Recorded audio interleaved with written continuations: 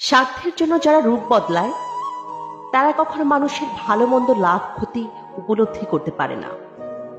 তারা শুধু জানে সবকিছুর ঊর্ধ্বে তাদের স্বার্থটা। জুতা আর মানুষ যদি তোমাকে কষ্ট দেয় তাহলে বুঝে নিবে সেটা তোমার সাইজের নয়। সবচেয়ে সুন্দর প্রতিশোধ হলো কারো প্রতি কোনো অভিযোগ, অপবাদ, ক্ষোভ, ঘৃণা না রেখে তাদের ভুলে যাওয়া। কখন কার দরজায় কাকে দাঁড়াতে হবে তা সৃষ্টিকর্তা ভালো জানেন। তাই কখনো মানুষের সাথে অমানুষের মতো আচরণ করবেন না।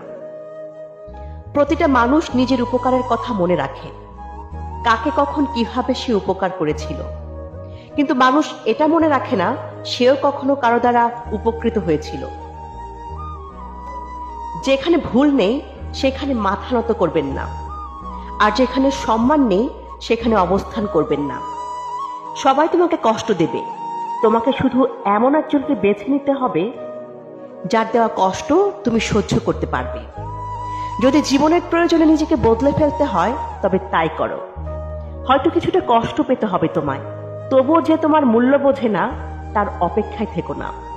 সম্পর্ক হলো বিদ্যুৎ কানেকশনের মতো, যা ভুল জুড়ে গেলে সারা জীবন শক দেবে, আর ঠিক জুড়ে গেলে সারা জীবন আলোয় ভরিয়ে দেবে। জীবনে এই তিনটি কথা মনে রাখবে। 1. যে তোমাকে সাহায্য করে তাকে কখনো ভুলে যেও না। 2. যে তোমাকে ভালোবাসে তাকে কখনো ঘৃণা করো না। 3. যে তোমাকে বিশ্বাস করে তাকে কখনো ঠকিও না।